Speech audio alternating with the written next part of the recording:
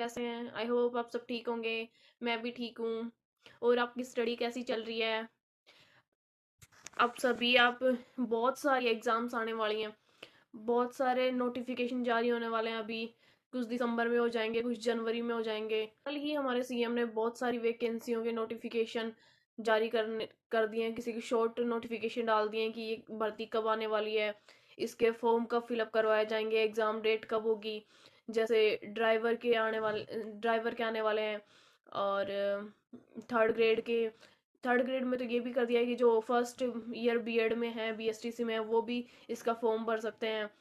और साथ साथ जेल प्रहरी का और लाइब्रेरियन का, ऐसी बहुत सारी विज्ञप्ति जारी कर दी गई हैं जिनके अभी जल्दी से जल्दी फॉर्म फिलअप करवा लिए जाएंगे। और 2025 में उनके एग्जाम डेट भी है। तो 2025 पूरा ऐसा है कि हम उसमें बहुत सारी ऐसी जॉब है कि जिसमें कम से कम अगर 90,000 भर्तियां निकलेंगी तो ये सोचो कि कम से कम 90,000 लोग उन जॉब्स में लग जाएंगे। तो हमें मतलब तैयारी अपनी रेगुलर रखनी है। और ऐसे ही आज मैं आपके साथ एक जेल प्रहरी के एग्जाम के बारे में बताना चाहूंगी। उसमें क्या क्या सब्जेक्ट पढ़ने हैं आपको। और जिसने सीईटी नहीं दिया वो भी एग्जाम के फॉर्म भर सकता है। तो चलो मैं आपको बता देती हूँ उसमें सिलेबस क्या है, तो फिजिकल किस हिसाब से होगा, मैं इसके बारे में आपको थोड़ी जानकारी दे देती हूँ। ये देखो, जेल प्रहरी 2025 की भर्ती आई है। इसमें पद 803 पद है। इसमें 803 पदों में 10th पास है। इसमें सीईटी का कोई रोल नहीं है। तो आपको सीईटी क्लियर करने की कोई वो नहीं है कि आपकी सीईटी क्लियर होगी या नहीं होगी। जिसने टेंथ पास करनी है, जिसने 12th पास कर लिया, वो सभी इसका फॉर्म लगा सकते हैं। अब इसमें बात रही सिलेबस की। और ये भर्ती कौन कराता है? ये कारागार विभाग करवाता है, ना कि ये राजस्थान पुलिस के अंडर में आती है। तो आप ये सोच रहे हो कि ये राजस्थान पुलिस के अंडर में आती है तो उसमें से कुछ भर्तियां कम हो जाएंगी। अगर राजस्थान पुलिस की 9,000 या 7,000 में जो भी वैकेंसी आती हैं तो उसके अंडर में नहीं आती। ये कारागार विभाग अलग से विभाग है, उसके अंडर में आती। अब बात करते हैं इसके सिलेबस की। इसके सिलेबस में क्या है? इसके सिलेबस में है मैथ्स, रीजनिंग। ये है 45 नंबर का टोटल मैटर है। तो इसमें मैथ समझ लो कि 15 नंबर की ही आएगी। बाकी 30 नंबर का मैटर रीजनिंग का होगा। तो जिसको रीजनिंग और मैथ आती है, मेरे हिसाब से तो ये समझ लो कि 50% या 70% तक सिलेक्शन उसी का होगा जिसको मैथ और रीजनिंग आती है। बाकी जिसको जीके, साइंस, इंडिया की जीके, साइंस, इसके 25 क्वेश्चन आएंगे। और ये 25 नंबर की इसमें मैथ, साइंस, करंट ये आएगी। अब इसमें से देखो कि करंट के 5-4 क्वेश्चन ही आएंगे और साइंस के क्वेश्चन 10 आ जाएंगे। बाकी 10-15 क्वेश्चन इंडिया जी के और 10 क्वेश्चन साइंस के आएंगे। तो ये पूरा मैटर 100 नंबर का है। ये 45 क्वेश्चन 180 नंबर के हैं। तो आप ये देख लो कि इसका एवरेज कितना है, 180 नंबर। इन दोनों के टोटल मिला के जितने नंबर नहीं हो रहे उतने तो ये अकेला इसका एवरेज है कि 180 नंबर मैथ और रीजनिंग के।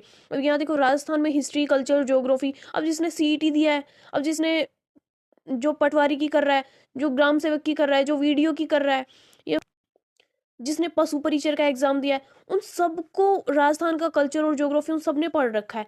तो 30 क्वेश्चन ही आएंगे और 120 नंबर के हैं। तो ये मैटर तो ये समझ लो कि सब 90% बच्चे सभी करके आएंगे जिन्होंने ये तैयारियां कर रखी हैं या जो साल भर 2-6 महीने से जो तैयारी कर रहा है। अब इसमें भी ये समझ लो कि 10-10 10-10 क्वेश्चन आ जाएंगे मुश्किल से, क्योंकि कल्चर के क्वेश्चन ज़्यादा आएंगे। 15-20 क्वेश्चन समझ लो, बाकी 8-10 क्वेश्चन इसके आएंगे। और उस टाइम तक, जब तक इसकी एग्जाम डेट आएगी तब तक ये समझो कि राजस्थान सरकार बजट भी पेश कर देगी अपना, दोबारा से अपना उनका बजट भी पेश हो जाएगा फरवरी मार्च में। और उसके बाद इसकी एग्जाम होगी। तो पॉलिटी के क्वेश्चन भी 2-4 क्वेश्चन तो पॉलिटी के हर एग्जाम में आते हैं।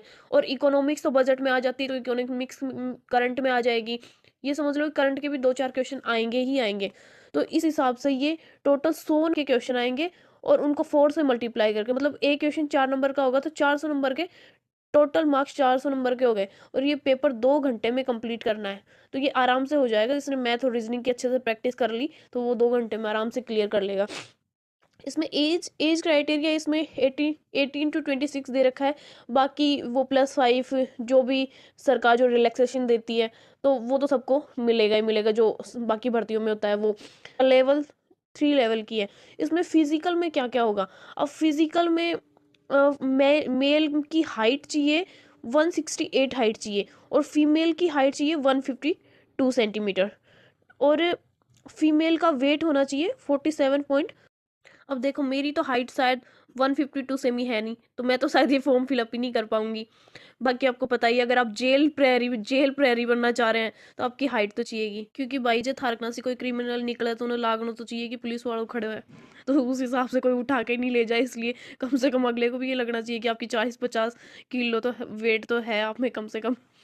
तो अब फॉर्म भरने स्टार्ट होंगे, 24 दिसंबर से स्टार्ट हो जाएंगे और 22 जनवरी 2025 तक इसके फॉर्म कंप्लीट भरे जाएंगे। एग्जाम डेट है 9, 10, 12 को एग्जाम होगी और अप्रैल में ही एग्जाम हो जाएगी। मतलब अब उस चीज का वेट नहीं करना कि आप पहले ये इस चीज का वेट करें कि पहले फॉर्म आएगा फिर हम तैयारी करेंगे, ऐसा नहीं होगा।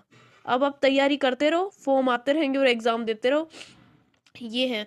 और देखो, आप सबको पता ही है कि तैयारी करो अच्छे से, जॉब लग जाओगे सब। यही तो सर्दी का मौसम है और इसी में ही अब सारी भर्तियां आनी है, तो साथ साथ तैयारी भी करनी है और अपनी सेहत का भी ध्यान रखना है।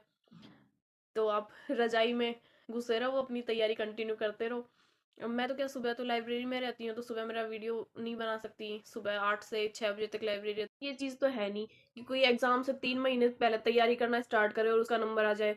तो ऐसी भीड़ में ऐसे करने वालों का नंबर नहीं आने वाला, क्योंकि बहुत से लोग हैं जो 2-3 साल से रेगुलर तैयारी कर रहे हैं, और वो अगर आपके साथ इस एग्जाम में compete करेंगे तो आपको भी पढ़ाई तो अच्छे से करनी पड़ेगी।